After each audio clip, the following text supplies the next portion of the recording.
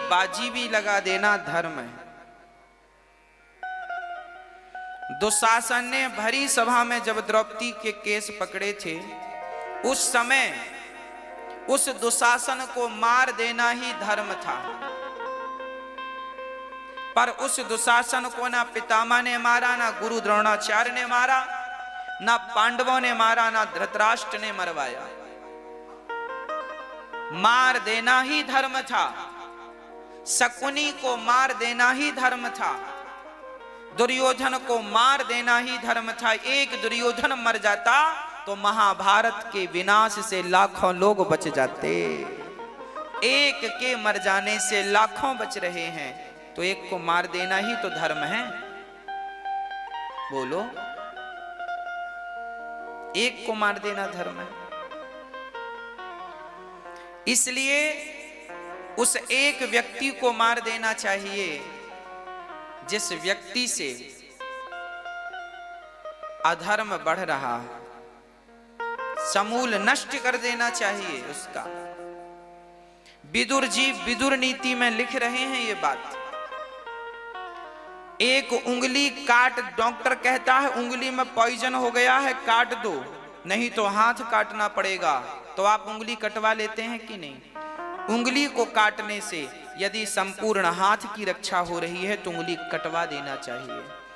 एक हाथ को कटवा देने से संपूर्ण शरीर की रक्षा हो रही है तो उस हाथ को कटवा देना चाहिए। एक व्यक्ति के मार देने से संपूर्ण परिवार की रक्षा हो रही हो, उस व्यक्ति को मार देना चाहिए। एक परिवार को मार देने से संपूर्ण गांव की रक्षा हो रही है, उस परिवार को मार देना चाहिए। एक गांव को नष्ट करने से समूचे जिला की रक्षा हो रही है, उस गांव को नष्ट कर देना चाहिए। एक जिला के नष्ट कर देने से एक राज्य की रक्षा हो रही है तो उस राज्य को नष्ट कर देना चाहिए। और एक राज्य को नष्ट कर देने से यदि संपूर्ण देश की सुरक्षा हो रही है तो उस राज्य को नष्ट कर देना चाहिए। और एक देश को नष्ट कर देने से संपूर्ण पृथ्वी की रक्षा हो रही है तो पाकिस्तान जैसे देश को नष्ट कर देना चाहिए, है ना? ये हम नहीं कह रहे हैं, विदुर जी विदुर नीति में लिख रहे हैं। देखिए हमारे यहाँ की ये नीतियां, हमारे यहां न्यायपालिका ऐसी नहीं थी। हमारे यहां तुरंत न्याय होता था, तुरंत। ये नहीं कि 3-3 महीने केस चल रहे हैं, 4-4 साल केस चल रहे हैं। कई बार तो आदमी मर जाता है तो भी केस चलता रहता है। ऐसी पद्धति, ऐसी हमारा भारत और हमारे वेद पुराण कैसे थे, हमारे कानून कैसे थे पहले, जरा समझिएगा। तुरंत न्याय होता था। दुर्योधन ने गलत किया ना, तुरंत न्याय हुआ, सर्वनाश हुआ कि नहीं? महाभारत हुआ ना, न्याय हो गया। पांडव राजा बन गए, सारे दुष्ट खत्म। जिन जिन लोगों ने द्रौपदी की साड़ी अपनी आंखों से खिंचते हुए देखी है, सबका नाश हुआ। यही न्याय था। पराई स्त्री को तुम निर्वस्त्र देखने का भाव रख रहे हो, उस दुष्ट को तुमने मारा क्यों नहीं? दुशासन को तुम में ताकत थी, पितामह भीष्म तो मार देना था ना। गुरु द्रोणाचार्य जी आप क्यों चुप बैठे रहे? मार देते ना।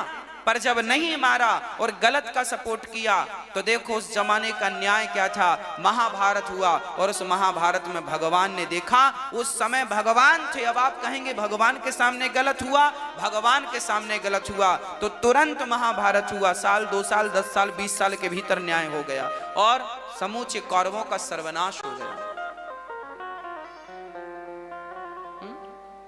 पहले का न्याय कैसा था? ये हमारे वेद पुराणों में लिखी हुई बातें हैं कि एक व्यक्ति ने चोरी करी तो राजा के पास लाया गया, फलाने व्यक्ति ने फलानी चीज चुराई है, राजा साहब क्या दंड दें? राजा ने 3 दिन का समय दिया अपने मंत्रियों को, जाओ ये आदमी चोर है या नहीं, इस बात की पुख्ता जानकारी दो। मतलब 3 दिन के अंदर सिद्ध करो कि ये चोर है या नहीं। 3 दिन बाद जब वो व्यक्ति चोर साबित हुआ तो राजा ने तुरंत सजा दी। 3 दिन बाद इसके दोनों हाथ काट लिए जाएं यहां से, क्योंकि इन हाथों से चोरी की। हाँ, हाथ काट लिए गए। पहले का न्याय ऐसा था, मैंने चोरी की तो मेरे हाथ काट लिए जाएं, ताकि मेरे हाथ काट लेने से करोड़ों लोग डर जाएंगे कि चोरी करोगे तो हमारा भी यही परिणाम होगा। एक व्यक्ति के हाथ कटने से संपूर्ण देश की चोरियां रुक जाएंगी कि नहीं? डर के कारण। भय बिनु हो ही न प्रीत रामचरितमानस में ये हमारा पहले का न्याय था, पहले कानून ऐसे थे। और अब के कानून बड़े लेजी हैं, सालों साल घिसटते रहते हैं छोटे छोटे से केस, है ना। पहले हमारे देखिए भारत, आप ये मत समझिएगा कि आज ही आप लोग पढ़े लिखे हैं, आपसे ज्यादा पढ़े लिखे हमारे भारत में पहले होते थे। वो कितने पढ़े रहे होंगे जिन्होंने आगरा का किला बनाया है? क्या बिना पढ़े लिखे बना दिया? आज के पढ़े लिखे तो बना नहीं सकते। वो इंजीनियर भी भारत के थे, वो मजदूर भी भारत थे जिन्होंने बनाया है ताजमहल। कोणार्क मंदिर की वो घड़ी भी भारतीय वैज्ञानिकों ने बनाई थी 1400 साल पहले। कोणार्क मंदिर अभी नए 10 के नोट में उसका चित्र भी बना है। तो क्या हमारे यहां शिक्षा नहीं थी? आज ही ये बच्चे कहते हैं हम पढ़े लिखे हैं, मम्मी पापा को कहते हैं आज के बच्चे तुम्हारे जमाने की बातें नहीं है, तुम नहीं पढ़े, हमने ज्यादा पढ़ा। अरे भाई, तुम्हारे बाप दादों ने जो पढ़ा है ना, वो तुम आगे 100 साल बाद भी नहीं पढ़ सकते। तुम्हारी अनपढ़ दादी और तुम्हारी अनपढ़ नानी घड़ी देखकर समय नहीं बताती थी बेटा। तुम्हारी अनपढ़ दादी और अनपढ़ नानी सूर्य की प्रकाश को देख करके, सूर्य की छाया को देखकर बता देती थी कि कितने बज के कितने मिनट हो गए हैं। पूछ लेना अपनी नानी दादी के जमाने में घड़ी नहीं होती थी, परछाई नाप के लोग बता देते थे कितने बजे, वो बिल्कुल एग्जैक्ट परफेक्ट। तो मेरे भाई, मेरी बहनों, मेरी मां, शिक्षा हमारे यहां प्राचीन समय से थी, चली आ रही,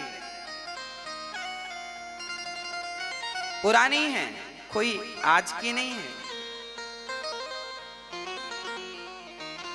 इसलिए अब आप ये देख लीजिएगा कि आपका धर्म क्या है। समय समय पर परिभाषाएं बदलती रहती हैं। जैसे 70 वैसे ही 80। धर्म के लिए मार देते ना, पितामह नहीं मारा, अधर्म। पितामह भीष्म को बाणों की सैया क्यों मिली? क्योंकि उन्होंने द्रौपदी की रक्षा के लिए हाथ नहीं बढ़ाए, नहीं बढ़ाया सो पाप लग गया। पाप लगा, परिणाम। पहले का न्याय अच्छा था, हाथ काट दिए जाते थे चोर के। मैंने पढ़ा, आपने श्रवण का नाम तो सुना ही होगा। श्रवण का नाम तो जानते हैं ना आप? श्रवण को तो जानते हैं, पर आप शायद श्रवण के माता पिता को नहीं जानते। आज हम आपको बताएंगे कि श्रवण के माता पिता कौन थे। श्रवण के माता पिता अयोध्या वासी थे। श्रवण के जो पिता थे, ये एक साहूकार थे, सेठ। ब्याज से पैसे देते थे, किराने की दुकान थी। इनके घर पर एक महिला झाड़ू पोंछा करने आती थी। घटना अयोध्या। ये श्रवण के माता पिता हैं, जरा बहुत ध्यान से सुनिएगा। एक सेठ जी थे, सेठ जी के यहाँ एक स्त्री आती थी झाड़ू पोंछा करने। तो सेठ जी उस स्त्री को देखते रहते थे और वो स्त्री भी सेठ को देखती थी। दोनों एक दूसरे को देखे और दोनों में प्यार व्यार हो गया और दोनों जन रहने लगे साथ में। तो जो उस काम वाली बाई का जो पति था, उसे पता चला कि मेरी पत्नी फलाने सेठ के साथ रहने लग गई है, उसके संग ज्यादा समय व्यतीत करने लगी है, और मेरी पत्नी अब संबंध भी उससे बनाती है। तो ये व्यक्ति अयोध्या के राजा के पास गए। उस समय अयोध्या के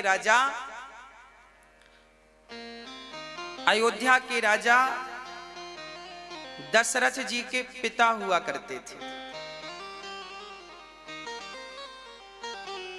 आज है ना, उनके पास ये बात पहुंची। उनके पास जब बात पहुंची तो उन्होंने बुलाया, सेठ को बुलाया और बाई को बुलाया, यहां आओ। राजा ने कहा क्यों, तुम इसके साथ रहती हो? सेठ से कहा तुम इसको गलत निगाहों से देखते हो। अब वो सेठ डर गया, वो बाई भी डर गई। हाँ महाराज, हमसे गलती हो गई, ये बड़ी सुंदर है, हमारा मन चला गया। अब वो काम वाली बाई का पति बोला, देखो महाराज, मेरी पत्नी को फलाने व्यक्ति ने, सेठ ने अपना लिया, अब मेरे बच्चे हैं छोटे छोटे, मेरा तो घर बर्बाद हो गया। जब इनका अपराध इन्होंने स्वीकार कर लिया, तब राजा ने दंड दिया। अब बताओ ऐसों को क्या दंड मिलना चाहिए? तब राजा ने आज्ञा दी कि इन दोनों ने ये गलती इसलिए की है क्योंकि इन दोनों ने एक दूसरे को देखा है, इसलिए दोनों की आंख फोड़ दी जाए, यही इनका दंड है।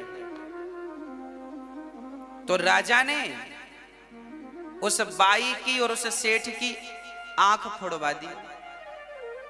ये तो न्याय हो गया। क्या हो गया? ये न्याय।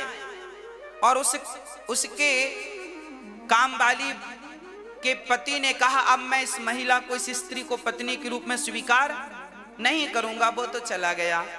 अब राजा ने विचार किया कि यदि ये दोनों हमारे राज्य में रहेंगे तो इनको देखकर कल किसी और की निगाहें ना बिगड़ जाए। इसलिए राजा ने उन दोनों अंधा अंधी को अपने राज्य से निकालकर बहुत दूर भिजवा दिया, जंगल में। जाओ, दोबारा राज्य की सीमा में दिखाई मत पड़ना, नहीं तो मृत्यु दंड देंगे। तुम जैसों का दर्शन कोई करेगा तो कहीं उसकी बुद्धि भ्रष्ट ना हो जाए। देखिए न्याय क्या था। कहीं एक आदमी के कारण पूरा समाज ना बिगड़ जाए, इसलिए दंड क्या था पहले के जमाने में, क्या न्याय था। राजा ने वहां से विदा कर दिया। अब वो दोनों जंगल में रहने लगे, एक कुटिया बनाकर सरयू नदी के तट पर। चूंकि सरयू घाघरा के नाम से जानी जाती है, पहले तो जंगल में से वो नदी बह रही थी, वहां रहने लगे। अब सेठ और ये बाई दोनों का मन शुद्ध हो गया। इन्हें बड़ा पश्चाताप हुआ कि राम राम, हमने कितना बड़ा अपराध किया। इन्हें अपनी गलती समझ आई और दोनों अब पति पत्नी की तरह रहने लगे और भगवान में मन लगा लिया। और जब भगवान में मन लगाया, निष्काम भाव से जब भगवान की भक्ति की, तो भगवान की भक्ति के बल पर भगवान ने इनके अपराध को माफ कर दिया। और इनके द्वारा, वो सेठ के द्वारा, वो बाई गर्भवती हो गई और उसके गर्भ से एक बालक पैदा हुआ, जिसको आप और हम श्रवण कहते हैं। श्रवण कहते हैं।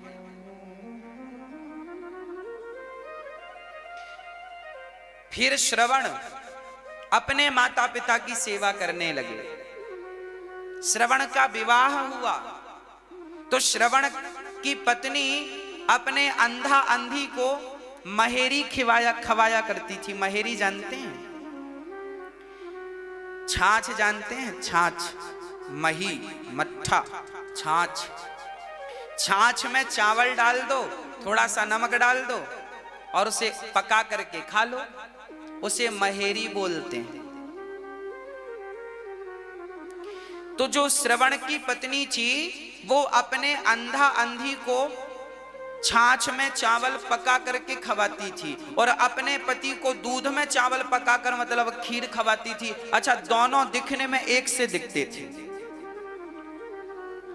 तो श्रवण के माता पिता सामने ही बैठ के खट्टी खीर खाते थे और ये मीठी खीर खाते थे। एक दिन श्रवण के माता पिताजी की थाली की जो खट्टी वाली खीर थी महेरी, वो ज्यादा गर्म थी, तो श्रवण ने पिता की थाली स्वयं ले ली और अपनी थाली पिता को दे दी। तो अब जब पिता ने खीर खाई तो पिता ने कहा, बेटा श्रवण, आज घर में कोई उत्सव है क्या? बोले, पिताजी उत्सव तो नहीं है। क्यों? बोले, आज घर में खीर क्यों बनी है? श्रवण ने कहा, पिताजी खीर तो रोज बनती है। ना बेटा, मैं तो आज पहली बार खीर खाया हूं। अब श्रवण ने पिता की थाली जब उठाकर चेहवा पे रखी तो खट्टी थी, दिखने में सेम थी एक सी, पर स्वाद में अंतर, एक खट्टी एक मीठी। तब श्रवण अपनी पत्नी के पास गया तो उसने एक ऐसा घड़ा, ऐसा बर्तन बनवाया था कि जिसका मुंह तो एक था पर पेट दो थे। एक तरफ वो मही छाछ पकाती थी चावल के संग और एक तरफ दूध पकाती थी चावल के संग शक्कर मिश्री डालकर। एक ही बर्तन में दो आइटम बनाती थी। देखो कितनी बुद्धिजीवी थी। उससे लगा अंधा अंधियों पर, सास ससुर पर कौन दूध का खर्चा करे, इन्हें तो छाछी खवाओ। पर श्रवण ने कहा कि जब मेरे माता पिता के संग मेरी पत्नी भेद करती है, जो मेरे माता पिता की सेवा नहीं कर सकती, मैं उसके पास क्या रहूं? अपनी पत्नी को कहा कि तेरे भीतर इतना कपट है, ऐसे कपटी स्त्री के संग रहकर मेरा भला नहीं होगा। अब मैं किसी के भरोसे माँ बाप की सेवा नहीं करूंगा, अब मैं स्वयं अपने माँ बाप की सेवा करूंगा। तब अपने माँ बाप को अपने पालकी पर बिठाकर कंधे पर, और श्रवण ने अपने उन्हीं अंधे माँ बाप को भगवान की चारों धाम की यात्रा कराई। देखिए, ऐसे माता पिता जो कि चरित्र से गिरे थे, ऐसे माता पिता का बेटा श्रवण भी जब माई बाप की, तुम्हारे माता पिता कैसे भी हों, तुम अपने माँ बाप की सेवा करोगे, तो श्रवण जैसे बच्चे ने जब माँ बाप की सेवा की तो उन्हें भगवत धाम प्राप्त हुआ और पुत्र के कारण उनके माता पिता भी भगवान के धाम को चले गए। अधोगति किसी की नहीं हुई, दुर्गति किसी की नहीं हुई। उनकी पत्नी भी जब मरी तो उनकी भी सदगति हुई, क्योंकि थी तो पत्नी ही। भले बुद्धि बिगड़ जाए तो क्या हुआ, सजा तो मिल गई, बाद में सब ठीक हो गया। कितनी बढ़िया शास्त्रों की बातें और कितना सुंदर ज्ञान है, सार युक्त। क्या न्याय पद्धति थी तब, गलत करने का कोई सवाल ही खड़ा नहीं होता। तुमने किसी स्त्री को गंदी निगाहों से देख दिया, टच कर दिया तो आंख फोड़ दी जाती थी। चोरी की है तो हाथ काट दिए जाए। अच्छा, राम राज्य में भी एक न्याय मिलता है। एक भिखारी ने एक कुत्ते को पत्थर मार दिया, ये लिखा है वाल्मीकि रामायण में। एक भिखारी ने कुत्ते को पत्थर मार दिया तो कुत्ता राम के पास आया, राम से कहने लगा, अच्छा, राम के जमाने में पेड़ पौधे भी, कुत्ता बिल्ली भी बात करते थे। हाँ, बात करते थे उस जमाने में। राम जी से कुत्ते ने कहा, राम न्याय दो, न्याय दो, न्याय दो। क्या न्याय चाहिए तुम्हें? कुत्ते ने कहा, मैं तो जा रहा था और मैंने भिखारी को देखकर भौंका तो भिखारी ने इतना बड़ा पत्थर मुझे मार दिया है, देखो खून निकल रहा है। राम जी ने कहा, बुलाओ भिखारी को। भिखारी को बुलाया गया। भिखारी से राम जी ने, देखो राम का न्याय देखिएगा, न्याय पद्धति राम के जमाने में क्या थी वो सुनिएगा। राम ने भिखारी को बुलाया, भिखारी आया। राम जी ने भिखारी से पूछा, क्यों, तुमने इस कुत्ते को मारा है?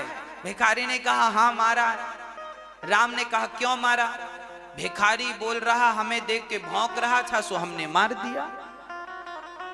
राम जी ने कहा कुत्ता नहीं भौंकेगा तो क्या तुम भौंकोगे? उसका तो स्वभाव ही भौंकने का, तो भौंकेगा तो क्या खोपड़ी फोड़ दोगे उसकी? अब राम जी ने न्याय किया। अब आप बताओ कि कुत्ते को पत्थर मारने की क्या सजा हो सकती है? राम ने क्या जवाब दिया होगा? राम ने कैसे न्याय किया होगा? तब राम ने कुत्ते से पूछा कि चल भाई तू ही बता कि तुझे इसने पत्थर मारा है, तो तू ही बता कि इसे कौन सी सजा दी जाए। तो कुत्ते ने कहा देखो राम का न्याय, भाई जिसे आपने प्रताड़ित किया है वही बताएगा ना कि इसे अब क्या सजा देना है। तो कुत्ते ने बताया कि इसे फलाने जगह का नेता बना दो, मठाधीश बना दो, आज की भाषा में कहें तो नेता बना दो। राम जी बोले अरे भाई कुत्ते, तुमने तो इसे नेता बना दिया, अब ये तो और चकाचक हलवा पूड़ी खाएगा, इसे सजा छोड़ी दी है तुमने।